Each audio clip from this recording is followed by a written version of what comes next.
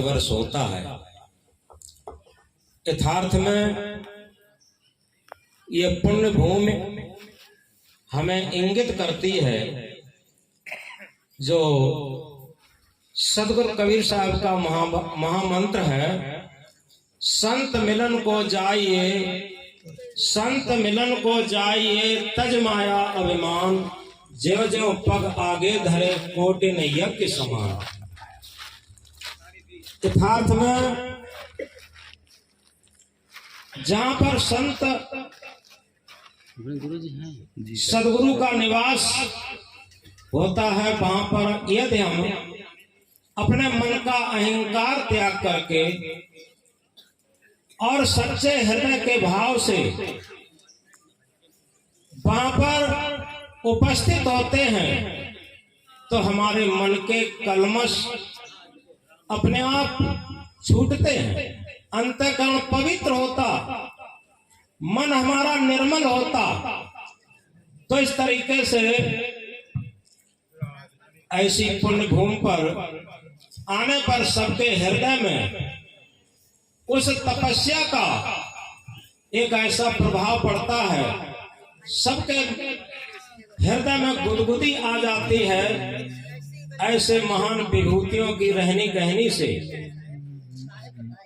इसीलिए कहा है, सदगुरु की महिमा अनंत, अनंत किया उपकार, लोचन अनंत उघाड़िया, अनंत दिखावन हार।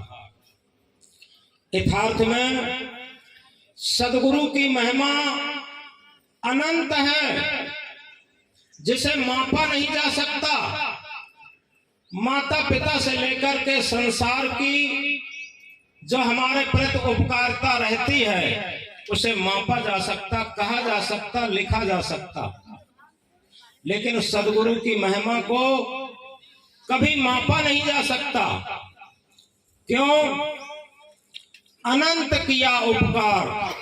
एक ऐसा उपकार होता है जिसे दुनिया में सदगुरु के अलावा कोई कर ही नहीं सकता। वो अनंत होता है, जिसका कोई आद न अंत, ऐसा उपकार। और वो उपकार क्या है?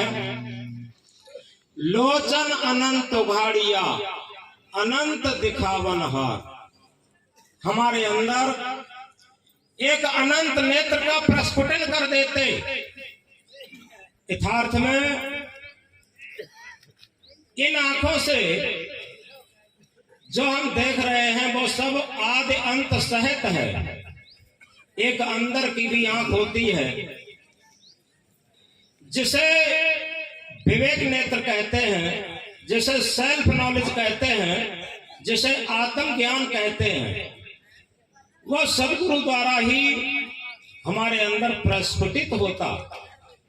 और इसीलिए कहा है, परख नहीं सकती हैं रत्नों को हर इंसान की आंखें, परख नहीं सकती हैं रत्नों को हर इंसान की आंखें। दिखाई सत्य क्या देवे, दिखाई आत्म क्या देवे, दिखाई परमात्म क्या देवे, जब तक न ज्ञान की आंखें। क्या कभी विचार करके भी देखा हमने जीवन में, यहाँ पर जितने भी लोग बैठे हैं वो किसी न किसी कला में बहुत होशियार होंगे। कोई न कोई कला उनके अंदर बहुत अच्छी आती होगी। कोई कंप्यूटर चलाने में बहुत होशियार होंगे, कोई विज्ञान में बहुत होशियार होंगे, कोई गणित में बहुत होशियार होंगे। अनेक कलाएं होती हैं, लेकिन कभी विचार करके भी देखा, क्या हम जीवन जीने की भी कला जानते हैं? और जीवन जीने की कला में कितने निपुण हैं, कितने होशियार हैं, कितने योग्य हैं, ये कभी विचार करके देखा? और क्या यहाँ पर जितने भी लोग बैठे हैं भौतिक उन्नत में बहुत बहुत आगे पीछे होंगे? फैक्ट्री, कल कारखाना, मकान, ये सब बहुत उन्नत होंगे। क्या हमने कभी विचारा, क्या हमने जीवन की भी उन्नति की है? इन प्रश्नों को अगर समझेंगे तो एक छोटी बात से समझें। एक छोटा सा छोटा सेठ था और वो मेहनत करके बहुत बड़ा सेठ हो गया। उसके पास धन, मकान, सोना चांदी, फैक्ट्री, कल कारखाना, इसकी कोई कमी न रही। लेकिन उसे ये एहसास हो रहा था ये भौतिक उन्नत सब करने के बाद भी हमें अशांत, टेंशन, नींद न आना, भूख न लगना और दिनों दिन बेचैनी क्यों बढ़ रही है। ये सारी बातें उसके समझ में नहीं आ रही थी, क्योंकि संसार के लोग जिसे सुख कहते हैं, संसार के लोग जिसे उन्नत कहते हैं, वो सब मेरे पास है। फिर हम सुखी क्यों नहीं हो रहे, शांत क्यों नहीं हो रहे, नींद क्यों नहीं आ रही, टेंशन क्यों बढ़ रहा। ये सारे प्रश्न की समझ में नहीं आ रहे थे। एक दिन वो अपने पुराने मित्र के साथ, उसके पुराने मित्र के एक गुरु थे, उनके सानिध्य में वो जाया करते थे। उन्हीं के साथ वो उन संत के पास पहुंचे सेठ। आखिर सेठ ने प्रणाम करके और बड़ी विनम्रता से ये प्रश्न किया कि गुरुदेव, हम एक बात पूछना चाहते हैं कि दुनिया के लोग जिसे उन्नत कहते हैं वो सारी उन्नत, दुनिया के लोग जिसे सुख कहते हैं वो सारे सुख मेरे पास हैं, लेकिन मैं सुखी क्यों नहीं है। संत ने कहा, आप बताइए कौन कौन सी उन्नत आपने की है। तो सेठ ने कहा कि गुरुदेव, हमारे पास मकान महल की कोई कमी नहीं है, बहुत है। सोने चांदी की कोई कमी नहीं है, बहुत है। फैक्ट्री, कल कारखाना की कोई कमी नहीं है, बहुत है। घोड़ा गाड़ी वाहन की कोई कमी नहीं है, बहुत है। परिवार की भी कोई कमी नहीं है। ये सब चीजें हमारे पास बहुत हैं, लेकिन सुख शांत गूलर का फूल है। अब हम ये समझना चाहते हैं कि हमें सुख शांति क्यों नहीं मिल रही।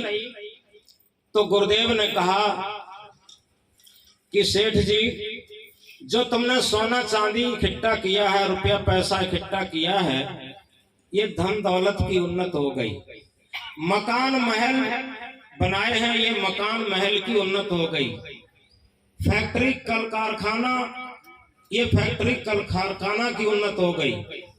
और इसी के साथ घोड़ा गाड़ी वाहन, ये घोड़ा गाड़ी वाहन की उन्नत हो गई। लेकिन कभी विचार करके देखा कि हमारा जीवन क्या है और जीवन की उन्नत कैसे करें। जब तक जीवन की उन्नत नहीं करेंगे तब तक हमें सुख शांति नहीं मिल सकती। तो सेठ ने निवेदन किया कि गुरुदेव, आखिर जीवन क्या है और जीवन की उन्नत कैसे करें। तो गुरुजी ने कहा, तन जीव मिलन की स्थित, तन जीव मिलन की स्थित, ये जीवन की बेला है। कोई न किसी का है जग में, बस 2 दिन का मेला है। शरीर और जीव के मिलन काल को ही जीवन कहते हैं। जब तक ये मिला हुआ है जीवन है, और जिस दिन इस संयोग का वियोग हो जाता उसी दिन जीवनांत हो जाता। इसलिए जीवन में जो सबसे मुख्य भूमिका है, ड्राइविंग शक्ति चेतन सत्ता की, लेकिन हम शरीर के लिए तो जीवन में जीते हैं, क्या आत्मा के लिए भी जीते हैं, क्या चेतना के लिए भी जीते हैं। अगर उस सत्य सत्ता के लिए भी हम कुछ समय निकालते हैं, जीते हैं, तो निश्चित है कि हमारे जीवन की उन्नत होगी। और उसी के लिए सदगुरु श्री विशाल देव ने विशाल वचनामृत में कहा है, चौराहा का दूत ज्यों लखत रहे चौ ओर, करत इशारा सवन को बचत रहे निज ठोर। जिस तरीके से चौराहे पर, सड़क पर, चौराहे पर एक सिपाही खड़ा होता है और सभी को इशारा करके बचाता रहता है और स्वयं भी बचा रहता है। ऐसे ही हम इतने सजग, इतने सावधान रहें कि जो हमारे चतुष्टय अंतःकरण है, चित्त मन बुद्धि अहंकार, इन चौराहे से बचकर के अपने आत्म स्वरूप सजग सिपाही की तरीके से दृष्टा स्वरूप की भांति खड़े रहें और उसमें उस दृष्टा स्वरूप में आत्म स्वरूप के भाव के अनुकूल व्यवहार से लेकर और अपना आचरण बनाना शुरू कर दें तो निश्चित है हमारे जीवन की उन्नति होने लगेगी। तो हम कह रहे थे परख नहीं सकती है रत्नों को हर इंसान की आंखें, दिखाई सत्य क्या देवे, दिखाई आत्म क्या देवे, जब तक नो ज्ञान की आंखें। यथार्थ में सदगुरु कबीर साहब जिसे कहते हैं, पोथी पढ़ पढ़ जगमुआ पंडित भयान कोय, ढाई आकर प्रेम का पढ़े सु पंडित हो। यथार्थ में कभी विचार करके देखा जिसे हम प्रेम कहते हैं वो कैसे आता है? इसका सबसे प्राथमिक स्वरूप है सेवा भाव। सेवा भाव जब हमारे अंदर आ जाता है तो कहा है सदगुरु ने, जहां सेवा वहां त्याग है, जहां त्याग वहां प्रेम, निर्मल अंतःकरण जहां वहां शांति सुख चैन। जहां भी सेवा भाव होगा, जिस परिवार में, जिस समाज में, जिस संस्था में, वहां निश्चित त्याग भाव होगा। वहां मन की कलुषता नहीं होगी, मन का स्वार्थ नहीं होगा, वहां निस्वार्थ भाव होगा। और जहां निस्वार्थ भाव होगा सच्चा प्रेम होगा। आज जिन महापुरुषों की हम तपस्थली पर बैठे हैं उनकी जीवनी को हमने देखा, उनकी रहनी कहनी को, उनके सानिध्य को हमने देखा है। इतने प्रसन्न हो जाते थे सदगुरु श्री प्रेम साहिब, जब कोई संत आता था उनके दर्शन के लिए उनकी आत्मा ही खिल जाती थी। ये सच्चा प्रेम था। तो जहां सेवा वहां त्याग है, जहां त्याग वहां प्रेम, निर्मल अंतःकरण जहां वहां शांति सुख चैन। हम याद कर लें, निर्मल अंतःकरण बनाए, मन के निर्मल बनाए बिना शांति सुख चैन नहीं आ सकता। आप कुछ भी कर लें। और इसीलिए कहा, देखो रामायण की भी चौपाई कहती है, निर्मल मन सोई जन मोह पावा, मोह कपट छल छिद्र न भावा। जहां निर्मल मन है वहीं आत्म स्वरूप, राम स्वरूप, प्रेम स्वरूप, सत्य स्वरूप, परमात्म स्वरूप सब उपस्थित है। और जहां छल कपट है वहां कुछ नहीं। और इसीलिए सदगुरु कबीर देव ने भी इंकलाब किया है, कबीर मन निर्मल भया जैसे गंगा नीर, पीछे पीछे हर फिरे कहे कबीर कबीर। हमारी जितनी भी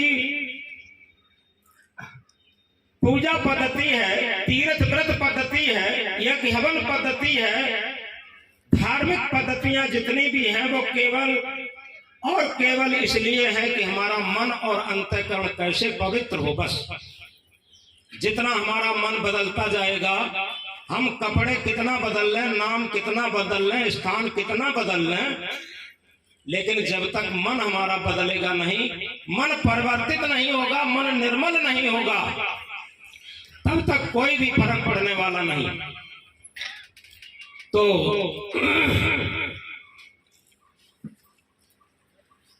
हम कह रहे थे एक महामंत्र, सदगुरु की महिमा अनंत, अनंत किया उपकार, लोचन अनंत भाड़िया, अनंत दिखावन हार। हमारे अंदर एक अनंत नेत्र का प्रस्फुटन सदगुरु करते हैं। और ऐसा अनंत नेत्र जिस नेत्र का कोई आदि अंत नहीं है। और इसीलिए कहा है इन आंखों से हर नहीं दिखे नैन तीसरा खोल, प्यारे सदगुरु सदगुरु बोल। यथार्थ में सदगुरु सदगुरु बोलने के लिए, सदगुरु का सानिध्य करने के लिए, और सदगुरु का महत्व केवल इसीलिए है कि हमारे अंदर तीसरा नेत्र प्रस्फुटित हो, विवेक नेत्र प्रस्फुटित हो, जिससे कि हम अपने अंदर बैठा हुआ जो आत्म परमात्मा स्वरूप है उसका साक्षात्कार कर सके। तो अनंत दिखावनहार, जिस अनंत नेत्र से अनंत का दर्शन होता, अनंत कहते हैं जिसका कोई आदि अंत न हो। शरीर से लेकर संसार तक आज तक जो भी हमने देखा है, बचपन से लेकर आज तक सबका आदि अंत हो रहा है, परिवर्तन हो रहा है। लेकिन एक ऐसी भी सत्ता है अपरिवर्तनशील, जो त्रैकालिक सत्य है, अकाट्य है, सत्यम शिवम सुंदरम है, जिसे कहते हैं अहम शुद्ध चेतन ज्ञान स्वरूपम, अजर हम अमर हम अखंडम अनुपम। हम शुद्ध चेतन है, ज्ञान स्वरूप है, अजर अमर अखंड अविनाशी है। यथार्थ में देह को मैं मानना सबसे बड़ा ये पाप है, देह को मैं मानना सबसे बड़ा ये पाप है, सब पाप इसके पुत्र हैं, सब पाप का ये बाप है। जब तक हम शरीर को ही मैं मानते रहते, तब तक सारे पापों के मन की स्वार्थपरता में, मन की कलुषता में पड़े रहते। अब जब शरीर और मन के आयाम से पार विवेक के आयाम में पहुंचते हैं, जैसे सदगुरु कबीर देव ने कहा, मन शायर मनसा लहर, बूढ़े बहुत अचेत, कहे कबीर ते बाँच हैं जाके हृदय विवेक। ये मन ही भवसागर है।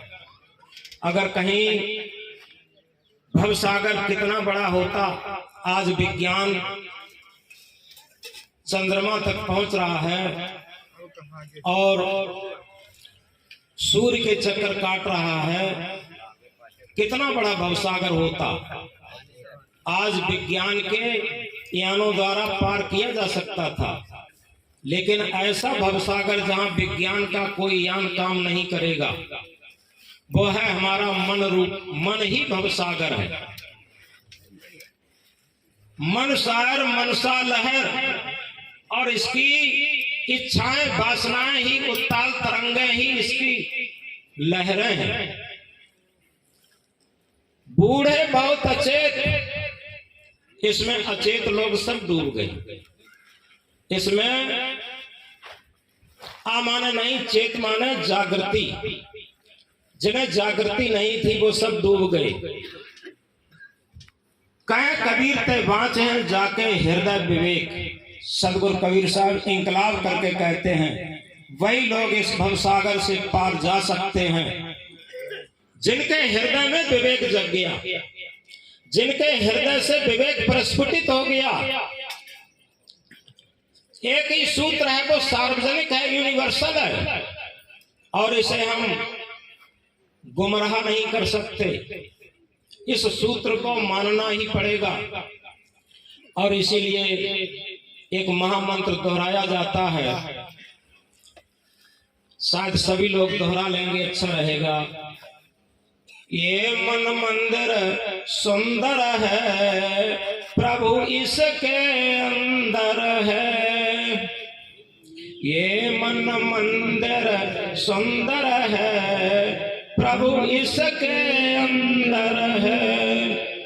ये मन मंदिर सुंदर है, सदगुरु इसके अंदर है। यथार्थ में हमारा मन जितना निर्मल बनता जाएगा, पवित्र बनता जाएगा, उतना ही सदगुरु का आत्म भाव हमारे अंदर से प्रस्फुटित होता जाएगा। और इसीलिए कहा, हमने चाहा ही नहीं, हालात बदल सकते थे, मेरी आंखों के आंसू तेरी आंखों से निकल सकते थे। यथार्थ में अगर हमारे अंदर करुणा जग जाती, अपने अंदर आत्म भाव जग जाता तो आत्मा का भाव हमारे मन के भाव से निकल सकता था, मन के अंदर से निकल सकता था, तो मन आत्म भाव से सिंचित होकर के मन निर्मल हो सकता था। लेकिन हम इस आत्म भाव में न जी करके केवल हम ये सोचते हैं शरीर के तल पर और इंद्रियों के तल पर मन की गुलामी में जीवन जीते हुए अपने को उन्नतशील मान लेते। जहां पर हम अपनी उन्नत मान लेते हैं वहीं पर धोखा खा जाते हैं। हमारी सबसे बड़ी उन्नत है जिसे हम जीवन की उन्नत कहते,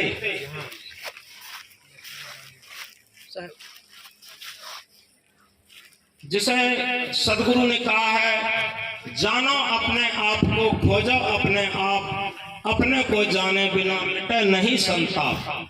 यथार्थ में दुनिया का ज्ञान विज्ञान हमने जान लिया, क्या हमने अपने आप को भी जाना? अभी हमने कहा था देह को मैं मानना सबसे बड़ा ये पाप है, सब पाप इसके पुत्र हैं, सब पाप का ये पाप है। शरीर से हटकर के, शरीर के तल से हटकर के आत्मा के तल पर जो विवेक और विचार है उसमें जीवन को, अपने जीवन को जीना, ये जीवन की सच्ची उन्नत है। इसलिए बहुत अधिक न कहकर साहब जी उपस्थित हैं और हमने शुरू में कहा था सदगुरु की महिमा अनंत, अनंत किया उपकार, लोचन अनंत उघाड़िया, अनंत दिखावन हार। झांक रहे सब इधर उधर, अपने अंदर झांके कौन? झांक रहे सब इधर उधर, अपने अंदर झांके कौन? दुनिया सुधरे सब चिल्लाते, निज को आज सुधारे कौन? हम पर उपदेश कुशल बहु तेरे, पर उपदेश कुशल बहु तेरे, निज को आज सुधारे कौन? हम सुधरेंगे जग सुधरेगा, इतनी सी बात विचारे कौन? बोलो सदगुरु कबीर साहब की, बोलो सदगुरु श्री विशाल देव की, बोलो सदगुरु श्री प्रेम देव की, बोलो सदगुरु श्री निष्ठा साहब की, बोलो संत समाज की, बोलो भक्त समाज की।